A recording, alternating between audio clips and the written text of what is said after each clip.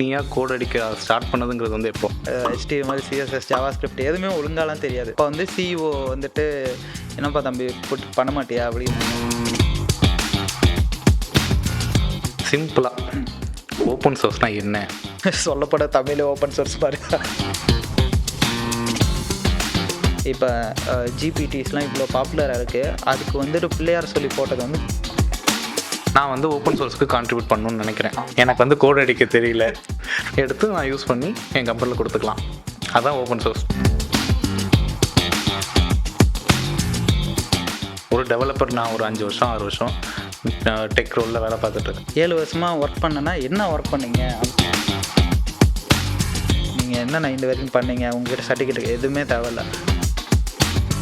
சும்மா பைத்தானில் 2 நம்பரை ஆட் பண்ணுறதை வந்து ஓப்பன் சோர்ஸ்னு சொல்ல முடியாது. இங்கிலீஷ் தெரியாதவங்க ஏன் யூஸ் பண்ணணும்? இங்கிலீஷ் தெரியாதீங்க. ஏன்னா எனக்கு என்ன கிடைக்கும் பர்சனலாக, வாட் பெனிஃபிட் லைக் இட்? இங்கே குவியில் ஒர்க் பண்ணிவிட்டு ஓப்பன் சோர்ஸுக்கு நம்ம ஏதாவது பண்ணியிருக்கோமா? ஹலோ கைஸ், ChatGPT அப்படிங்கிறது வந்து இன்றைக்கி எங்கே பார்த்தாலும் வைரலாக போயிட்டுருக்கு. ChatGPT வச்சு தான் நான் மெயில் அனுப்புனேன், ChatGPT வச்சு தான் நான் கேர்ள் ஃப்ரெண்டுக்கு மெசேஜ் அனுப்புன்னு சொல்லிட்டு எங்கே போனாலும் ChatGPT எல்லோரும் யூஸ் பண்ணிகிட்ருக்குறாங்க. அப்படிப்பட்ட ChatGPTயை க்ரியேட் பண்ணுறதுக்கு ஒரு முன்னோடியாக இருந்தது ஒரு ஓப்பன் சோர்ஸ் மாடல் அப்படிங்கிறது வந்துட்டு இன்றைக்கி எனக்கு தெரிஞ்ச ஒரு புது விஷயம். அந்த ஓப்பன் சோர்ஸை பற்றி தெரிஞ்சுக்கலாம், ஓப்பன் சோர்ஸ்னால் என்ன, ஓப்பன் சோர்ஸ் வச்சு என்ன பண்ண முடியும் அப்படிங்கிறத தெரிஞ்சுக்கலான்றதுக்காக தான் இந்த கான்வர்சேஷன். நான் வசந்த், குவியோட சீஃப் ஸ்ட்ராட்டஜி ஆஃபீஸர். இது பிரவீன், குவியில் இருக்க சீனியர் டெவலப்பர். ஸோ பிரவீனும் நீங்கள் உங்களை இன்ட்ரடியூஸ் பண்ணிக்கோங்க. நம்ம சொல்கிறது அதான் நீங்களே இன்ட்ரோடக்ஷன் கொடுத்துட்டீங்களே ஆல்ரெடி, என் பேர் பொசிஷன். ஸோ அதனால் ஸ்ட்ரைட்டாக நம்ம பேச ஆரம்பிச்சிடலாம். காலேஜ் செகண்ட் இயரில் குவி ஜாயின் பண்ணேன் இன்டர்னா. அப்போவே வந்துட்டு ஒரு ட்ரைனிங் ப்ரோக்ராமுக்கு உங்கள் காலேஜ் வந்திருந்தப்போ லாஸ்ட் பெஞ்சில் ஒரு வித்தியாசமான ஒரு பிறவி உட்காந்து கோட் பண்ணிட்டு இருந்ததை பார்த்து உன்னை ஐடென்டிஃபை பண்ணி கூட்டிகிட்டு வந்தோம் இல்லையா? ஆமாம். அப்போவே வந்துட்டு எல்லாரும் வந்துட்டு கோடிங்க்கு கஷ்டப்பட்டுட்டு இருக்கும்போது நீ வந்து இந்த காதல் கொண்டின் படத்தில் தனுஷ் இருக்கிற மாதிரி செம்ம போட்டுட்டு பின்னாடி போய் எழுதிட்டு உட்காந்துக்கலாம், அந்த மாதிரி பண்ணிட்டு இருந்தீங்களே? நான் தானே இருந்தேங்க. நான் ரெஸ்பெக்ட்ஃபுல்லாக தான் நடந்துக்கிட்டேன். எனக்கு ஜாவா சொல்லி கொடுத்துருந்தீங்க, எனக்கு ஜாவா அவ்வளோ பிடிக்காது. ஸோ அதனால் I was doing it in Python. So அப்போ வந்து CEO வந்துட்டு என்னப்பா தம்பி போட்டு பண்ண மாட்டியா அப்படின்னாங்க. இல்லை எனக்கு அது பிடிக்காதுன்னு சொன்னதுக்கப்புறம் சரி எதில் பண்ணுவியா பண்ணு அப்படின்னு சொல்லிட்டு that's when I got the chance. இது வரைக்கும் என்னென்ன டெக்னாலஜிஸ்லாம் ஒர்க் பண்ணியிருக்கேன்? எத்தனை டெக்னாலஜிஸில் ஒர்க் பண்ணியிருக்கேன்? கவுண்ட்டுன்னு சொல்ல முடியாது. பிகாஸ் ஒரு ப்ராஜெக்ட்டுக்கு என்ன தேவைப்படுதோ அதெல்லாம் போய் படிச்சுட்டு அப்பயே பண்ணணும். So that's have development works. ஒரு லிஸ்ட்டு சொல்ல, என்னென்ன டெக்னாலஜிலாம் உனக்கு தெரியும்னு சொல்ல. டெக்னாலஜின்னு சொல்லுப்பா, சொல்லலைன்னா டிவியில் எல்லா டைப்பும் யூஸ் பண்ணி பார்த்துருப்பேன் அட்லீஸ்ட் ஒன்ஸ். மோஸ்ட்டாக மேஜராக யூஸ் பண்ணுறது ரெட்டிஸு, மாங்கோடிபி, மைசீக்வல் யூஸ் பண்ணியிருக்கேன். அப்பப்போ போஸ்ட்கிரஸ்லாம் யூஸ் பண்ணியிருக்கேன். So when it comes to front and part எல்லா ஃப்ரேம் ஒர்க்கையும் ஒரு தடவை போய் தொட்டு பார்த்துருவோம். பிகாஸ் இட்ஸ் டெவலப்பர் ஈகோ, யாராவது கேட்கும் போது தெரியாமல் இருக்கக்கூடாதுன்னு. இது உனக்கு ஒரு பெருமையாடா அப்படின்னு. பட் ஆனால் மெயினாக அதிகமாக யூஸ் பண்ணது பீப்புள்ஸ் ஃபேவரட் ரியாக்ட். எனக்கு பிடிக்காது, பட் இருந்தாலும் யூஸ் பண்ணுவேன். அதுக்கு மேலே ஸ்வெல்ட், பீப்புள்ஸ் அதுதான் actual developers favourite. Svelte use பண்ணியிருக்கேன். அதுக்கு மேலே வெனிலா JS, இது HTML CSS blah blah blah எல்லாமே யூஸ் பண்ணியிருக்கேன். க்ளவுடுன்னு வந்துட்டு AWS தான் எல்லாருமே யூஸ் பண்ணுவாங்க. Have used AWS. அப்புறம் GCP அதிகமாக யூஸ் பண்ணியிருக்கேன். Rarely used Microsoft Azure. க்ளவுடில் எல்லா ஸ்வீட்டும் யூஸ் பண்ணியிருக்கேன். ஐ கேன் மேனேஜ் ஃபுல் குவி. ஒரு இண்டஸ்ட்ரி ஸ்டாண்டர்ட் கோட் எழுத ஆரம்பித்து எத்தனை வருஷம் இருக்குது? இப்போ வரைக்கும் ஒரு 5.5 years. 5.5 years வந்துட்டு ப்ரொடக்ஷன் லெவல் கோட் இண்டஸ்ட்ரி ஸ்டாண்டர்டில் எழுதிட்டுருக்கிறேன். அப்போ நான் ஓப்பன் சோர்ஸை பற்றி கேட்குறதுக்கு கரெக்டான நாள் தான். கேட்கலாம், என்னால் முடிஞ்ச அளவுக்கு நான் ஆன்சர் பண்ணுறேன். சரி, ஓகே. சிம்பிளாக ஓப்பன் சோர்ஸ்னால் என்ன அப்படின்னு பாமர மக்களுக்கு புரிகிற மாதிரி எக்ஸ்பிளைன் பண்ணு. எனக்கு லைஃப்பில் ஏதோ ஒரு ப்ராப்ளம் வருதுன்னு வச்சுக்கோங்களேன். ப்ராப்ளம்னா டெக்னிக்கல் இஷ்யூ ஏதாச்சும் ஒன்று. நான் ஏதோ ஒன்று பண்ணிகிட்ருக்கேன், அது வந்து ரொம்ப கஷ்டமாக இருக்குது எனக்கு பண்ணுறதுக்கு. நான் அதை வந்து பண்ணி முடிச்சிட்டேன், என் வேலை முடிஞ்சிருச்சு. அந்த கோடை எழுதி அந்த வேலையை நான் முடிச்சிட்டேன். ஃபார் எக்ஸாம்பிளுக்கு ஏகப்பட்ட PDF வருது, அதில் வந்து ஒரு டேட்டாவை தனியாக பிரித்து எடுக்கணும். அதுக்கு ஒரு சாஃப்ட்வேர் எழுதி நான் பண்ணி முடிச்சிட்டேன். முடித்ததுக்கப்புறம் அந்த சாஃப்ட்வேர் தூக்கி போடாமல் யாராச்சும் ஒருத்தங்களுக்கு அங்கே உலகத்தில் யாருக்காவது தேவைப்படும். அதனால் நான் அதை அப்லோட் பண்ணி, இங்கே பாருங்கள் நான் இதான் இப்படி தான் பண்ணியிருக்கேன், இதை தான் சால்வ் பண்ண ட்ரை பண்ணேன், இதை யார் வேணாலும் யூஸ் பண்ணிக்கோங்க ஃப்ரீயாக. சுத்தமாக சுத்தாதா? எனக்கு எதுவும் தரலாம் வேணாம். இதை தானே எல்லோரும் வந்து ஒரு ஆப்பாக க்ரியேட் பண்ணி ப்ளே ஸ்டோரில் ஃப்ரீயாக போட்டுட்ருக்காங்க. அது வந்துட்டு ஓப்பன் சோர்ஸ் கிடையாது. லைக் அவங்க வந்து ஒரு அப்ளிகேஷன் கிரியேட் பண்ணி லான்ச் பண்ணுறாங்க. அதில் அவங்க எஃபோர்ட் இல்லாமல் அட்வர்டைஸ்மெண்ட்ஸ் போடுவாங்க, இதெல்லாம் பண்ணுவாங்க. இது வந்து பீஸ் ஆஃப் கோடு. நீங்கள் வேணும்னா எப்படி வேணாலும் மாற்றி உங்களுக்கு ஏற்ற மாதிரி மாற்றி அதை நீங்கள் ஒரு தனி கோடாக சேவ் பண்ணி வச்சுக்கலாம் கிட்டப்பில். ஸோ எனக்கு ஒரு விஷயத்தை சால்வ் பண்ண ஒரு பர்டிகுலர் ஒரு சாஃப்ட்வேரை நான் எல்லோரும் நீங்கள் போய் யூஸ் பண்ணிக்கோங்க, முடிஞ்ச எப்படி வேணாலும் நீங்கள் எடிட் பண்ணிக்கோங்கன்னு சொல்லி நான் கொடுக்குறேன்ல, அந்த சாஃப்ட்வேரை தான் ஓப்பன் சோர்ஸ் சாஃப்ட்வேர்னு சொல்லுவாங்க.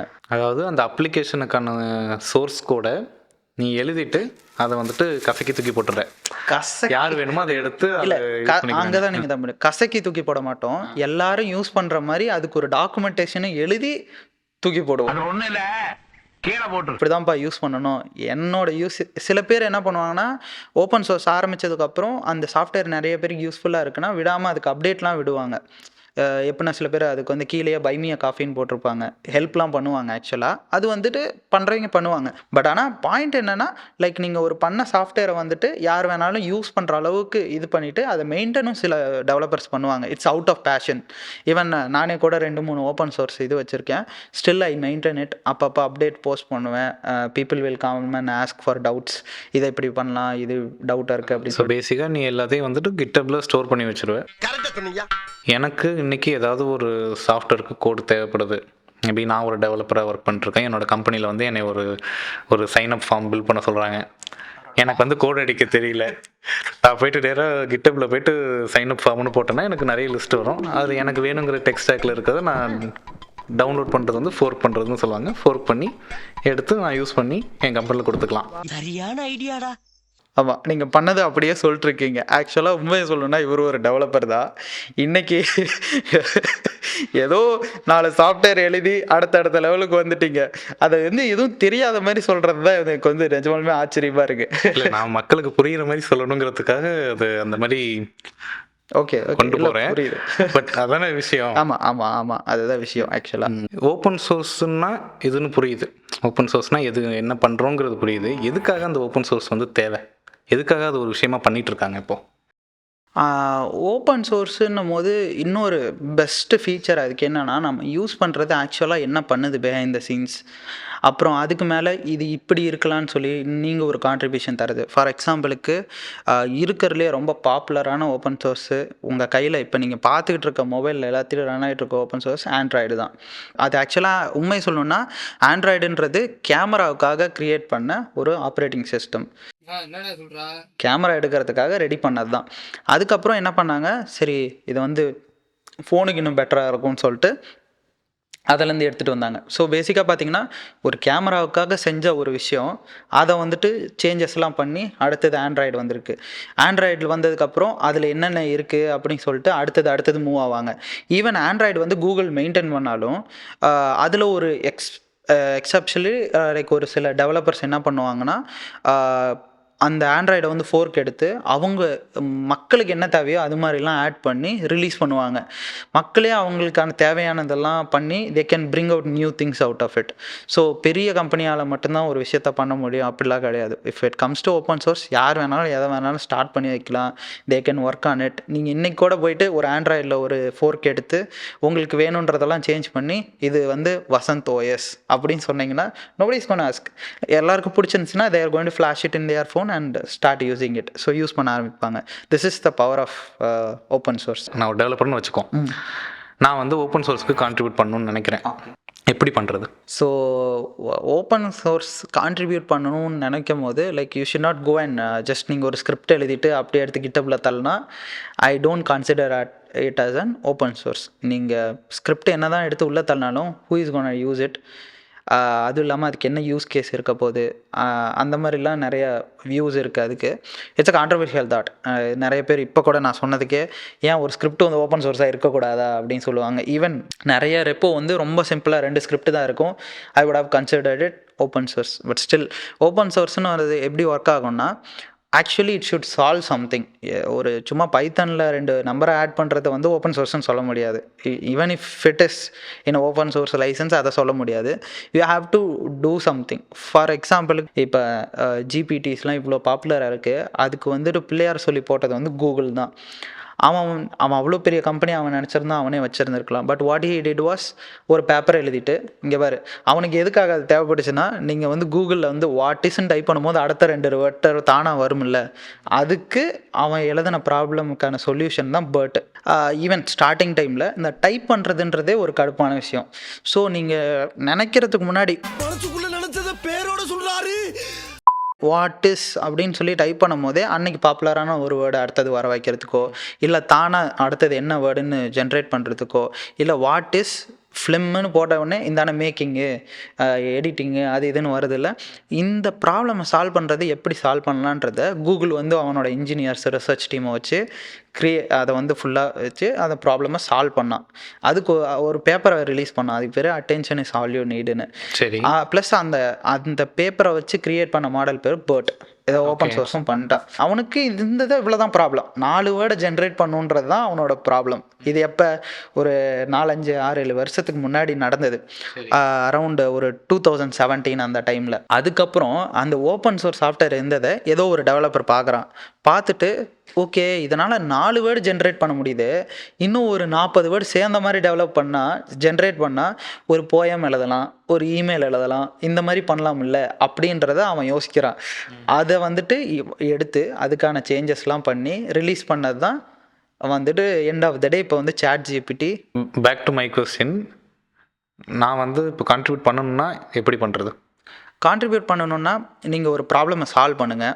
சால்வ் பண்ணதுக்கப்புறம் நான் இதை தான் சால்வ் பண்ணேன், இதை வச்சு தான் இதை பண்ணேன், ஸோ அதனால் யூ மைட் லைக் இட் அப்படின்னு சொல்லி உள்ளே போட்டு அதோட டாக்குமெண்டேஷன் கிட்டப்பில் போட்டுட்டு ஒரு அக்கௌண்ட்டை க்ரியேட் பண்ணிவிட்டு கிட்டப்பில் தூக்கி போட்டு அதுக்கு ஒரு பேர், டிஸ்கிரிப்ஷனு, இதை எப்படி யூஸ் பண்ணுறது அப்படின்னு சொல்லி நீங்கள் ரிலீஸ் பண்ணிவிட்டு ஒரு போஸ்ட்டு, இந்த மாதிரி நான் ஒன்று க்ரியேட் பண்ணியிருக்கேன், இதுதான் எனக்கு இது பண்ணுச்சு, நீங்கள் போய் வேணால் செக் பண்ணி பாருங்கன்னு ஒரு ஷவுட் அவுட் கொடுத்தீங்கன்னா பீப்புள் ஹூ ஆர் இன்ட்ரெஸ்டட் அவங்க போய் அதை ஓப்பன் பண்ணி பார்த்துட்டு இஃப் தே லைக் இட் அதை யூஸ் பண்ணிப்பாங்க.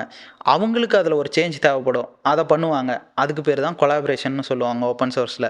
அவங்க என்ன பண்ணுவாங்க, உங்களோட சாஃப்ட்வேரை எடிட் பண்ணிவிட்டு உங்ககிட்ட வந்து கேட்பாங்க, இதை வந்து இன்க்ளூட் பண்ணு, இன்னும் பெட்டராக இருக்கும், இதில் இந்த ப்ராப்ளம் இருக்குது, நான் சால்வ் பண்ணியிருக்கேன், இதை இன்க்ளூட் பண்ணிக்கோன்னு. அதை அக்செப்ட் பண்ணாங்கன்னா அவங்க அந்த ப்ராஜெக்டில் ஒரு கொலாபரேட்டராக மாறிடுவாங்க. அப்போ என்ன ஆகுதுன்னா பேசிக்காக 4-5 பேர் சேர்ந்து ஒரு விஷயத்தை ஒர்க் பண்ணிருப்பாங்க. ஆனால் அவங்க 2 பேரும் மீட்டே பண்ணியிருக்க மாட்டாங்க முன்ன பின்ன. உலகத்தில் எந்த மொழியிலையோ இருக்க ஒருத்தன் எந்த மொழியிலையோ இருக்கிறவனும் சேர்ந்து ஒரு கோட் பேஸை மெயின்டைன் பண்ணிகிட்டு இருப்பாங்க. இதெல்லாம் வந்து ஓப்பன் சோர்ஸோட ஒரு திங். இப்போ இதை பண்ணுறதுனால எனக்கு என்ன கிடைக்கும்? நான் வந்து ஓப்பன் சோர்ஸை கொடுக்குறேன். இது பண்ணுறதுனால ஆஸ் அன் இண்டிவிஜுவல் ஒரு டெவலப்பர், நான் ஒரு 5 வருஷம் 6 வருஷம் டெக் ரோலில் வேலை பார்த்துட்ருக்கிறேன். எனக்கு தெரிஞ்ச அறிவை வச்சு நான் ஒரு ஓப்பன் சோர்ஸ் ப்ராஜெக்ட் ஒன்று க்ரியேட் பண்ணி அது ஓப்பன் சோர்ஸாக பண்ணிட்டேன். அது நிறைய பேருக்கு ரீச்சும் ஆகுதுன்னு வச்சுக்கோம். எனக்கு என்ன கிடைக்கும் பர்சனலாக? What benefit will I get? Again நீங்கள் சொன்னீங்கல்ல, நான் வந்து 7 வருஷமாக ஒர்க் பண்ணேன்னு. 7 வருஷமாக ஒர்க் பண்ணேன்னா என்ன ஒர்க் பண்ணீங்க அப்படின்னு கேட்கும்போது என்ன சொல்லுவீங்க நீங்கள்? நான் வந்து இங்கே பாருங்க சர்டிஃபிகேட் இருக்குது, போன கம்பெனியில் கொடுத்தது, அப்படியே எடுத்து காமிப்பேன், நான் இந்த ப்ராஜெக்ட்ஸ்லாம் ஒர்க் பண்ணியிருக்கிறேன். யாருக்கு தெரியும்? நீங்கள் அதை இப்போ போய் சாட் ஜிபிடியில் போட்டால் ஒரு ரெஸ்யூம் தரப்போகுது, யாருக்கு தெரியும்? அது வந்துட்டு நீங்கள் ஒரு பெரிய கம்பெனிஸ்லாம் போகும்போது நீங்கள் ஆக்சுவலாக முன்னாடி என்ன பண்ணீங்கிறத அவங்கள வெரிஃபை பண்ண வேறு வழி இல்லை. ஏன்னா நீங்கள் எழுதுன கோடை பார்க்க முடியாது, ஏன்னா அந்த கம்பெனி க்ளோஸ்டு சோர்ஸாக இருக்கும், இல்லை அந்த கோடை வெளியில் காட்ட மாட்டாங்க. ஸோ பேசிக்காக அவங்க டெஸ்ட்டு வச்சு பார்ப்பாங்க, அப்புறம் இதெல்லாம் வச்சு பார்ப்பாங்க. என்ன தான் நீங்கள் டெஸ்ட்லாம் வச்சா கூட டெஸ்ட்டில் வந்து நான் 100 மார்க் எடுத்தவன் still can be bad at practical things. That's where this thing comes in. ஒரு நல்ல கம்பெனி யாராச்சும் ஹையர் பண்ண போகிறாங்கன்னா இதான் என்னோடய கிட்டப் ரெப்போ, போய் பார்த்துக்கோ அப்படின்னு சொல்லும் போது அவனுக்கு உன் பேர் தேவையில்ல, நீங்கள் என்ன படிச்சிருக்கீங்கன்னு தேவையில்ல, நீங்கள் என்னென்ன இந்த வரைக்கும் பண்ணீங்க, உங்ககிட்ட சர்டிஃபிகேட் எதுவுமே தேவையில்ல. பார்ப்பான், 4 ப்ராஜெக்ட் பண்ணியிருக்க, இத்தனை பேர் கூட ஒர்க் பண்ணியிருக்க, இத்தனை இதில் பண்ணியிருக்க, ஓகே எனக்கு தெரிஞ்சு there is nothing to speak. இன்டர்வியூவில் வந்துட்டு நீ கதையாக சொல்கிறதெல்லாம் வந்துட்டு கதையாக இருக்கும், இதை நீ காமிக்கும் போது நீ உண்மையிலேயே பண்ணியிருக்கேங்கிறது ப்ரூவ் ஆகும். ஆமாம். இப்போ வந்து ஒரு நார்மல் மக்கள் அவங்க டே டு டே யூஸ் பண்ணுற ஏதோ ஒரு அப்ளிகேஷன்ஸில் ஓப்பன் சோர்ஸ் இருக்கா? வீட்டில் இருக்கிற முக்கால்வாசி பொருளை வந்து பவர் பண்ணுற ஒரு காமனான ஆப்ரேட்டிங் சிஸ்டம், செட்டாப் பாக்ஸில் ஆரம்பித்து வாட்ச்சு, உங்களோட சிஸ்டம்லேருந்து அப்புறம் உங்களோட சர்வரு எல்லாமே இதை தான் பேஸாக வச்சு ரன் பண்ணிகிட்ருக்கு. இது இல்லைன்னா like I couldn't think a world without Linux. Most of the production server வந்துட்டு லினக்ஸ் லினக்ஸ் ஓஎஸ்ல தான் தான், run. கண்டிப்பாக லினக்ஸ் தான். அதில் வந்து சேஞ்சே கிடையாது. அட்லீஸ்ட் ஒரு 95% வந்து லினக்ஸ் பேஸ்டு சர்வர்ஸ் தான் ரன் ஆகிட்டு இருக்கோம். இது சர்வர் மட்டும் இல்லை, வாஷிங் மிஷினில் ஆரம்பித்து உங்களோட செட்டாப் பாக்ஸில் இருந்து ஏதோ ஒரு கம்ப்யூட்டர் அங்கே நடக்க போகுது அப்படின்னா லினக்ஸ் கண்டிப்பாக அங்கே இருக்கும். ஸோ ரெகுலராக அதை பார்த்துட்ருக்கோம், ஆனால் அது வந்துட்டு என்னன்னே தெரியாமல் யூஸ் பண்ணிகிட்ருக்கோம். சரி, இப்போது ஓப்பன் சோர்ஸை பொறுத்த வரைக்கும் குவி வந்து ஒரு எட்டெக் கம்பெனி. குவியோட ஸ்பெஷலைசேஷன் என்னென்னா, குவி வந்துட்டு focuses on the tech skills.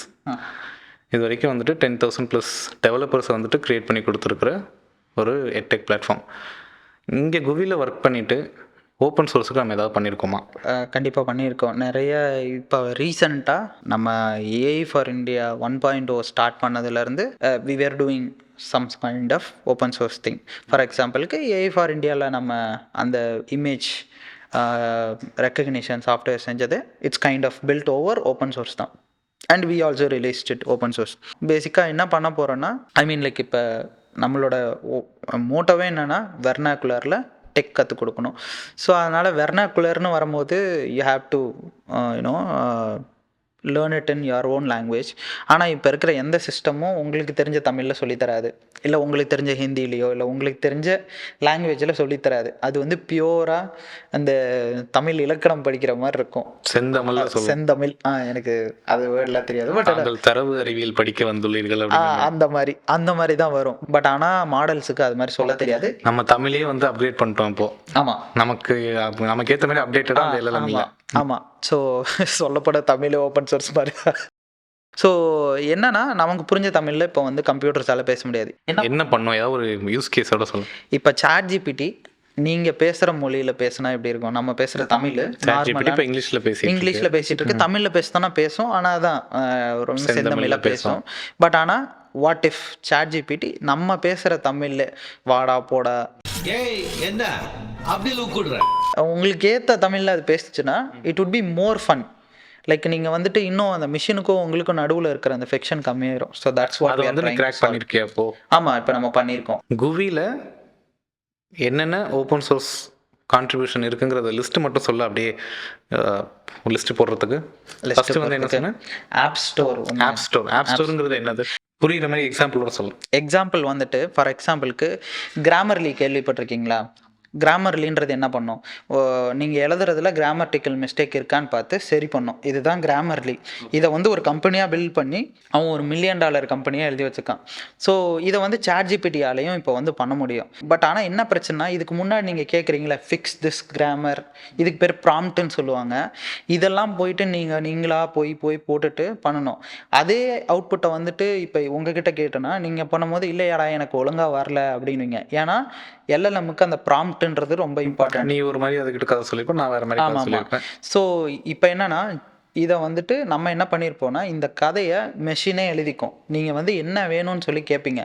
எனக்கு வந்து ஒரு ஆப் வேணும், அந்த ஆப்பை வந்து கிராமரை ஃபிக்ஸ் பண்ணணும், நான் என்ன தூக்கி போட்டாலும் கிராமரை எனக்கு ஃபிக்ஸ் பண்ணி தரணும் அப்படின்னு சொல்லி கேட்டிங்கன்னா, அதுவாக ஒரு ஆப் எழுதி லைக் உங்களுக்கு வந்துட்டு இன்புட் மட்டும் கொடுங்க, நான் அவுட்புட் தரேன்னு சொல்லிட்டு ஒரு இது கொடுத்துரும். அதை யாருக்கு வேணாலும் நீங்கள் ஷேர் பண்ணலாம். இப்போ உங்களுக்கும் எனக்கும் சேம் அவுட்புட் வரும். ஸோ இந்த ஆப்பை செய்யறதுக்கு ஒரு 2 செகண்ட்ஸ் தான் ஆகும். இதை பவர் பண்ணுறது பின்னாடி LLM. பார்க்குறதுக்கு ரொம்ப சிம்பிளாக இருக்கும். எங்களோட ப்ராப்ளம் இதுதான். லைக் நான் பண்ணுறதே உங்களால் ஜிபிடியில் உங்களால் பண்ண முடியல, ஏன்னா அந்த ப்ராம்ப்ட் அப்படி இருந்ததுனால. ஸோ ஒரு அப்ளிகேஷனை அதை வந்து ப்ராம்ப்டை சேவ் பண்ணிக்கும், அதை வச்சு ஒரு UI க்ரியேட் பண்ணி யாருக்கு வேணாலும் ஷேர் பண்ணி நீங்கள் ஒரு ஆப்பாக யூஸ் பண்ணிக்கலாம். நான் போய்ட்டு லெட்ஸே ஃப்ளேம்ஸ் போடுற ஒரு சின்ன வயசுலேருந்து வந்துட்டு எல்லோரும் லேபில் கொடுக்குற ஒரு ப்ரோக்ராம் அது. அந்த ஃப்ளேம்ஸை வந்து நான் ஒரு அப்ளிகேஷனாக டெவலப் பண்ணோம் அப்படின்னா, போயிட்டு அந்த உன்னோட ஆப் கிரியேட்டரில் போய்ட்டு கிரியேட் ஃப்ளேம்ஸ் அப்ளிகேஷன் போட்டு என்ட்ரு தட்டினா எனக்கு அதுக்கான யூஐயோடு வந்துடும்.